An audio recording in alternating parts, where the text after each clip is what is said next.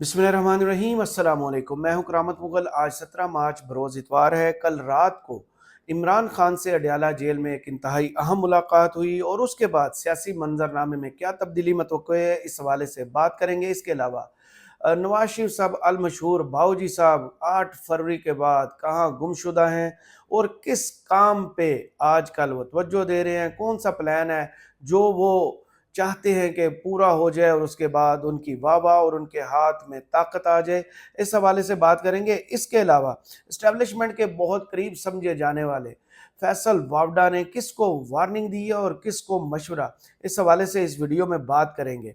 तो सबसे पहले शुरू करते हैं नवाज शरीफ साहब के हवाले से कि नवाज शरीफ साहब के जो दो साहबजादे पाकिस्तान आए हैं वो एम ए नहीं आए। उसके पीछे एक राज है। वो राज ये कि वो चाहते हैं कि उनके अब्बा को यहाँ से वापस लंदन ले जाया जाए, जहाँ पर वो जो है आजकल जिस मंसूबे पर काम कर रहे हैं उसको पाया तकमील तक ना पहुँचाएं। अगर उन्होंने उस मंसूबे को पाया तकमील तक पहुँचाया तो उनकी बाजी और उनके चचा की हुकूमत जो है वो मुश्किलात का शिकार हो जाएगी। इसके अलावा कल रात को जो इमरान खान साहब से मुलाकात हुई है वो इंतहाई अहम मुलाकात थी। वो थी सीएम केपी से। अली अमीन गंडापुर साहब कल रात को मिले हैं इमरान खान साहब से। आपको याद होगा कुछ दिन पहले ही पंजाब की हुकूमत ने एक एडवाइजरी जारी की कि पंजाब के जो सिक्योरिटी के 5 जेलों के हालात हैं वो कुछ अच्छे नहीं हैं और इनमें विजिटर्स को नहीं जाना चाहिए।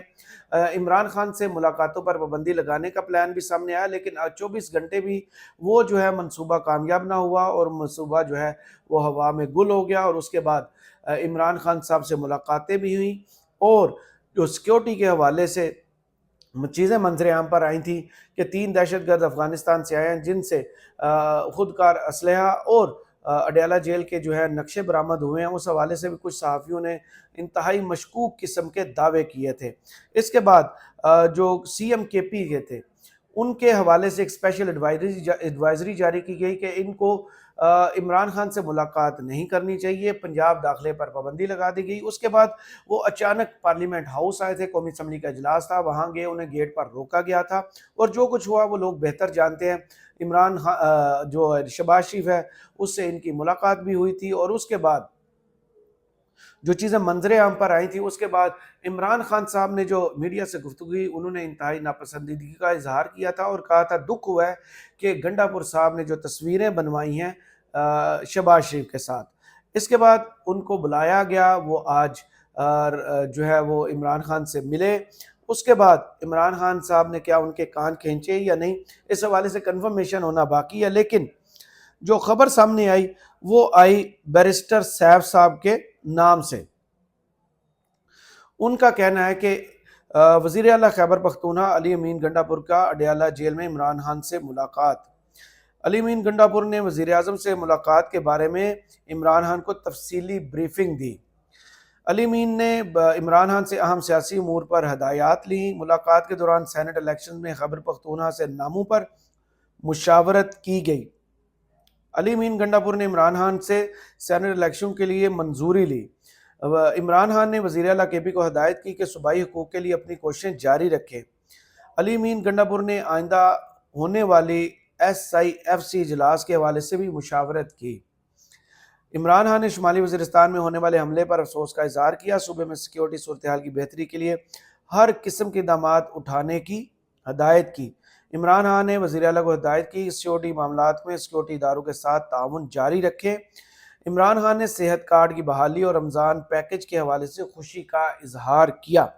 इससे पहले जब दिन में उन्होंने गुफ्तगू की थी तो उन्होंने कहा था कि ये जो तस्वीरें सामने आई हैं शहबाज शरीफ के साथ अली अमीन गंडापुर साहब की, ये नहीं आनी चाहिए थी, उन्हें तस्वीरें नहीं बनानी चाहिए थी।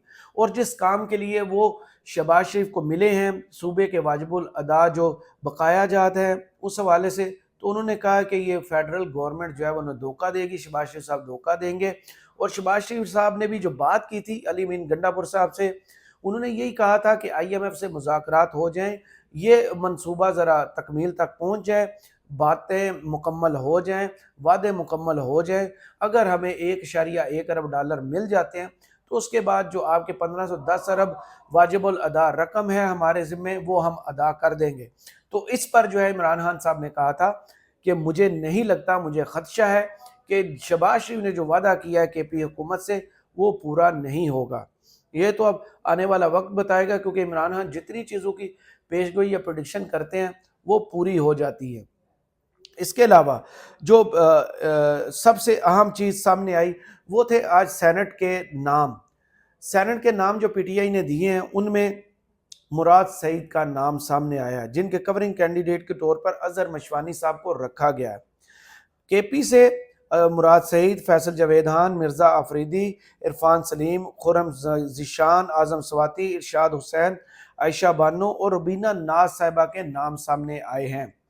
یہ وہی نام ہے جس کی لسٹ جو ہے فائنل تیار کی تھی، اپروول دی تھی عمران خان صاحب نے، جس کے بعد بے ایمانی کی گئی اور 3 نام جو ہیں وہ میں نے کل بھی ویڈیو کی تھی، شیر افضل مروت صاحب کی طرف سے 3 نام انہوں نے اضافی ڈال دیے تھے۔ اس کے علاوہ حامد خان صاحب نے بھی کچھ نام ایڈ کرنے کی کوشش کی گئی تھی، لیکن پکڑے جانے کے بعد وہ نام جو ہیں وہ غائب ہو گئے ہیں، کیونکہ پنجاب کے نام بھی اب سامنے آ گئے ہیں۔ پنجاب سے جنرل سیٹس پر حامد خان، زلفی بخاری، جن کے کورنگ کینڈیڈیٹ عمر سرفراز چیمہ یا کرنل اعجاز منہاج صاحب ہوں گے، ڈاکٹر یاسمین راشد صاحبہ، اور سب سے حیران کن چیز صنم جاوید خان صاحبہ، جو آپ کو یاد ہوگا تقریباً 10 ماہ سے جیل میں قید ہیں، جن سے ملنے کی اجازت تو دور، ان کو الیکشن لڑنے کی اجازت جب ملی تو اس کے بعد کیا کچھ ہوا۔ پھر ان نے شہزاد فاروق صاحب جنہوں نے الیکشن لڑا تھا مریم نواز صاحبہ کے مقابلے میں، جو عباد فاروق صاحب کے چھوٹے بھائی ہیں، جن کو اٹھا لیا گیا تھا، ان کے حق میں دستبردار ہو گئی تھی اور انہوں نے الیکشنز نہ لڑنے کا فیصلہ کیا تھا۔ اس کے بعد پی ٹی آئی نے پھر ان کی قربانیوں کو دیکھتے ہوئے اب انہیں ایک اور موقع دیا ہے۔ عمران خان صاحب نے دوبارہ ان پر اعتماد کا اظہار کیا ہے اور اب وہ ویمن سیٹ جو پنجاب سے ہوگی اس پر سینٹ کے لیے الیکشن لڑیں گی۔ یہ بہت خوش آئند چیز ہے کہ عمران خان صاحب جنہوں نے قربانیاں دی ہیں ان کارکنوں کو نہیں بھولے۔ ان میں دیکھیں اب ڈاکٹر یاسمین راشد صاحبہ، سرفراز چیمہ صاحب جنہوں نے بہادری اور وفاداری کی مثال قائم کی ہے، ابھی بھی جیل میں ہیں۔ اس کے علاوہ اعظم سواتی صاحب کے ساتھ جو کچھ ہوا وہ آپ جانتے ہیں، فیصل جاوید کچھ دن پہلے ہی منظر عام پر آئے ہیں۔ اس کے علاوہ مراد سعید صاحب ابھی تک روپوش ہیں، وہ سامنے نہیں آئے۔ انہوں نے 2 سیٹوں سے سوات کی کاغذات نامزدگی جنرل الیکشنز کے لیے جمع بھی کرائے تھے، لیکن ان کے کاغذات جو ہیں مسترد ہو گئے تھے۔ اس کے بعد انہوں نے وڈرا کر لیا تھا اور اپنی جگہ پر دوسرے کینڈیڈیٹ کو موقع دیا تھا۔ اب عمران خان صاحب نے دوبارہ جو ہے انہیں موقع دیا ہے اور وہ سینٹ کے لیے نومینیٹ ہوئے ہیں کہ کے پی کی سیٹ پر وہ آئیں گے۔ یہ سب باتوں کے ساتھ ساتھ نواز شریف صاحب کی سٹوری میں نے آپ کو بتائی تھی کہ حسین صاحب کس لیے پاکستان آئے ہیں اور نواز شریف جو ہے وہ کس منصوبے پر کام کر رہے ہیں۔ نواز شریف صاحب کے بارے میں بتایا جاتا ہے کہ نہ ہی انہیں قبولیت ملی ہے اور نہ ہی مقبولیت۔ پیش منظر جو ہے اور پس منظر جو ہے وہ یہ ہے کہ نواز شریف صاحب جو ہیں ان کے بیٹے انہیں کہہ رہے ہیں کہ ابا جان سامان باندھیں تو چلو تہاڈا علاج دوبارہ لندن کرانے ہیں۔ وہ انہیں لینے آئے ہیں۔ وہ آپ کو یاد ہوگا کہ اپنی والدہ کی وفات پر واپس وطن نہیں آئے تھے۔ اس کے علاوہ مریم نواز کے الیکشن جیتنے پر، اس کے سی ایم بننے پر بھی وہ وطن واپس نہیں آئے تھے۔ یہ اسپیشل کام کے لیے اب وہ وطن واپس آئے ہیں۔ اب وہ آئے ہیں جو نواز شریف صاحب جس منصوبے پر کام کر رہے ہیں وہ میں آپ کو بتاتا چلو۔ نواز شریف صاحب جو ہے وہ چاہتے ہیں کہ شہباز شریف اور مریم نواز کی جو لگامیں ہیں، یعنی کہ پنجاب کی حکومت اور وفاق کی حکومت کے لگامیں جو ہیں ان کو وہ تھامے رکھیں اور اپنی مرضی سے انہیں ہانکتے رہیں۔ وہ چاہتے ہیں کہ دوبارہ سے وہ مسلم لیگ نون کے صدر بنیں۔ ان کی خواہش ہے کہ دوبارہ وہ جو ان کے پاس عہدہ تھا پارٹی کا، ویسے تو پرویز رشید صاحب کہہ چکے کہ کوئی ایسا عہدہ نہیں ہے جو ان کے شایان شان ہو، لیکن ان کے قائد جو ہیں وہ مسلسل اس ایجنڈے پر کام کر رہے ہیں کہ کسی طریقے سے مسلم لیگ نون کی صدارت کا عہدہ جو ہے انہیں واپس ملے اور وہ اپنی مرضی کے فیصلے جو ہیں وہ وفاق سے بھی اور پنجاب سے بھی کروائیں۔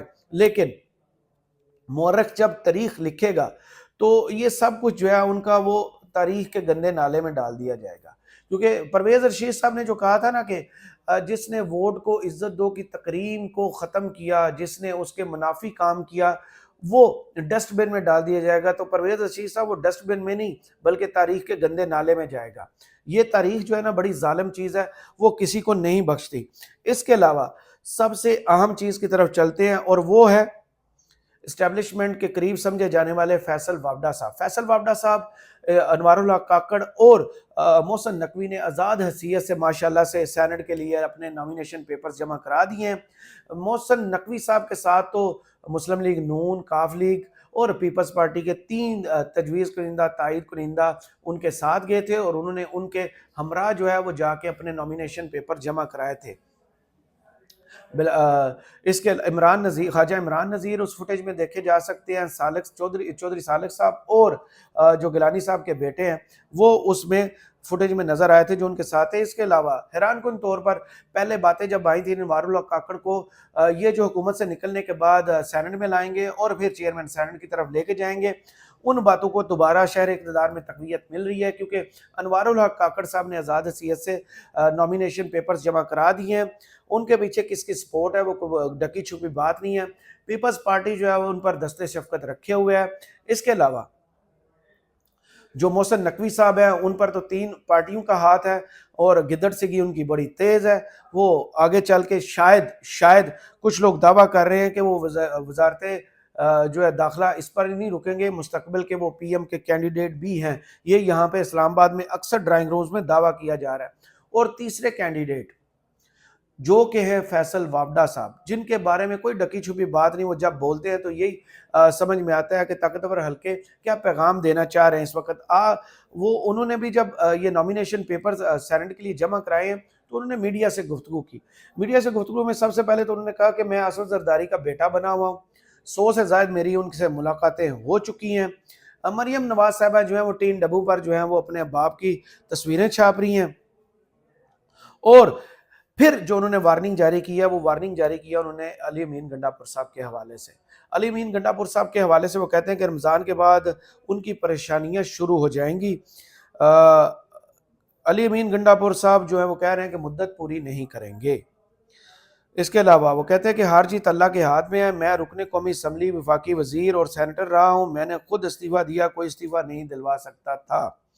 پہلے تو آپ نااہل ہوئے تھے ڈوئل نیشنلٹی پر، اور اس کے بعد جب عمران خان کے خلاف پریس کانفرنس کرنے کے لیے تیار ہوئے تھے، اس کے بعد سپریم کورٹ سے اچانک آپ کی جو نااہلی تھی وہ ختم کر دی گئی تھی۔ تاریخ تو آپ ختم نہیں کر سکتے، جو ماضی ہے اس کو آپ چینج نہیں کر سکتے، یہ تو آپ کا ماضی رہا ہے فیصل وابڈا صاحب۔ اس کے علاوہ ان کا کہنا ہے کہ میرے خیال سے یہ حکومت 2-2.5 سال رہے گی۔ پہلے یہ کہتے تھے کہ 6 ماہ نہیں چلے گی، پھر کہتے تھے یہ 15 رمضان تک نہیں چلے گی، اس کے بعد کہتے تھے یہ 16 ماہ نہیں چلے گی۔ اب انہوں نے نا اس کی ڈیوریشن بڑھا دی اور اب وہ کہتے ہیں کہ 2-2.5 سال یہ حکومت چلے گی۔ پاکستان کے انتخابات میں خرید و فروخت ہوتی ہے، میں نہیں کہہ سکتا کہ اس بار خرید و فروخت نہیں ہوگی، تو یہ ڈکی چھپی بات ہی نہیں ہے۔ اسلام آباد میں جو بہت پہنچائے ہوئے صحافی ہیں، جن کے پاس اندر کی خبریں ہوتی ہیں، جن کے پاس جو واقفان حال ہوتے ہیں، وہ بتاتے ہیں کہ اس وقت سینٹ کی سیٹ کا ریٹ جو چل رہا ہے وہ 1 ارب روپے سے کراس کر چکا ہے۔ تو جس کے پاس 1 ارب روپیہ ہے اسے سیٹ ملے گی، اس کے بغیر وہ نہیں خرید پائے گا۔ فیصل وابڈا نے کہا کہ 3 عہدے جب مجھے کم عمری میں مل سکتے ہیں تو تجویز کنندہ اور تائید کنندہ بھی مل سکتے ہیں۔ الیکشن میں اس لیے حصہ نہیں لیا کیونکہ حکومت کی مدت اتنی نہیں ہے۔ تو حکومت کی مدت اتنی نہیں ہے تو آپ کو ووٹر بھی تو ڈھونڈنا پڑے گا یا کوئی پارٹی جوائن کرنی پڑے گی۔ یہاں پر تو ہے وہ جو خفیہ ہاتھ ہے وہ کام دکھا دے گا، کیونکہ خفیہ ووٹنگ ہوگی اور سینٹ کی سیٹ جس نے جتنا مال لگایا ہوگا اس کو مل جائے گی۔ ماضی میں آپ کو یاد ہوگا جس کی طرف عمران خان نے ابھی کل میڈیا سے گفتگو کے دوران کہا تھا کہ گیلانی صاحب کی ویڈیوز موجود ہیں جب انہوں نے ووٹ خریدے، ان کے بیٹے جو ہے انہوں نے پیسے بانٹے، لیکن ثبوت سامنے ہونے کے باوجود کسی پاکستان کی عدالت نے اس پر ایکشن نہیں لیا تھا۔ وہ سینیٹر بھی بنے، پھر انہوں نے سینیٹرشپ چھوڑی، ایم این اے بنے، پھر انہوں نے زرداری صاحب کو ووٹ دیا، پھر انہوں نے ایم این اے شپ چھوڑی، اور اب دوبارہ وہ جو ہے وہ سینٹ میں پہنچ گئے ہیں۔